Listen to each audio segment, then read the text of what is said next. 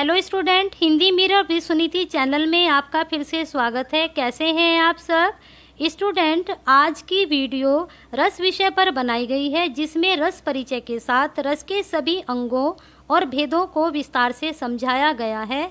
अगर आप इस चैनल पर नए हैं तो चैनल को लाइक, शेयर एंड सब्सक्राइब करना ना भूलें और यूट्यूब के बेल आइकन को भी क्लिक कर दीजिए, जिससे आपको नई वीडियो के नोटिफिकेशन मिलते रहें। चलिए स्टूडेंट, देखते हैं रस सूत्र को। इसमें हमने लिए हैं रस परिचय, रस के अंग व भेद। सबसे पहले हम लेते हैं रस का परिचय। रस का शाब्दिक अर्थ है निचोड़। काव्य में जो आनंद आता है वह ही काव्य का रस है।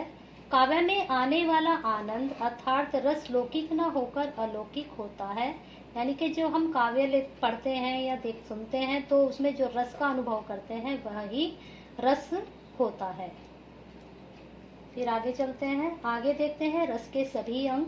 रस की अवधारणा को पूर्णता प्रदान करने में उनके 4 अंगों का महत्वपूर्ण योगदान होता है। इसमें पहले है स्थायी भाव, फिर है विभाव, फिर है अनुभाव, फिर नंबर 4 पर है संचारी भाव। ये जो 4 अंग दिए हैं, ये 4 अंग रस में महत्वपूर्ण योगदान देते हैं, जिनके द्वारा रस को पूर्णता मिलती है। फिर आगे चलते हैं, आगे हम पढ़ेंगे अब रस के भेद। मुख्यतः रस 10 प्रकार के होते हैं, परंतु हमारे आचार्यों ने रस भी स्वीकृत किया है, जिसे हम भक्ति रस कहते हैं। सबसे पहले हम रस के भेद में लेंगे श्रृंगार रस को। श्रृंगार रस रसों का राजा है एवं यह प्रथम रस माना जाता है। इनके जो श्रृंगार रस है उसे रसों का राजा कहा जाता है और यही रस का प्रथम रस भी माना गया है। श्रृंगार रस की उत्पत्ति श्रृंग प्लस आर से हुई है। इसमें श्रृंग का अर्थ है काम की वृद्धि तथा आर का अर्थ है प्राप्ति। और स्टूडेंट, श्रृंगार रस के 2 भेद भी हैं, संयोग और वियोग। अब आते हैं नंबर 2 पर। नंबर 2 है करुण रस। करुण रस होता है कि जहाँ किसी हानि के कारण शोक अथवा शोक का भाव उपस्थित होता है, वहाँ करुण रस उपस्थित होता है। यानी कि जब आपको किसी काम में हानि हो जाए या किसी बात के कारण आपके अंदर दुख, शोक का भाव उपस्थित हो जाए तो वहाँ पर करुण रस होता है। फिर हम लेते हैं वीर रस को।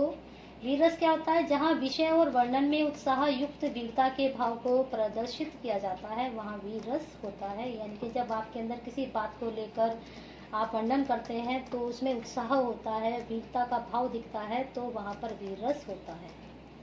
फिर है हास्य रस।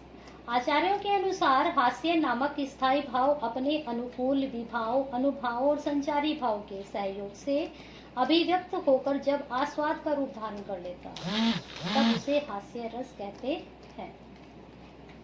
फिर हम आगे चलते हैं रौद्र रस पर। शास्त्र के अनुसार सहृदय में वासना में विद्यमान क्रोध नामक स्थायी भाव अपने अनुरूप विभाव, अनुभाव और संचारी भाव के सहयोग से जब अभिव्यक्त होकर आस्वाद का रूप धारण कर लेता है, तब वहाँ पर रौद्र रस होता है। यानी कि जो शास्त्र हैं उनके अनुसार जब हमारे हृदय में वासना विद्यमान हो जाती है और उसके कारण हमारे अंदर क्रोध का भाव उत्पन्न होता है, तब वहाँ पर रौद्र रस होता है। फिर आते हैं भयानक रस पर। भयानक रस में शास्त्र के अनुसार किसी बलवान शत्रु या भयानक वस्तु को देखने पर उत्पन्न भय ही भयानक रस होता है। यानी कि जब आपको किसी वस्तु को देखकर डर लग जाए और आपके अंदर एक भय की स्थिति उत्पन्न हो जाए, तब वहाँ पर भयानक रस होता है। फिर लेते हैं हम विभत्स रस को।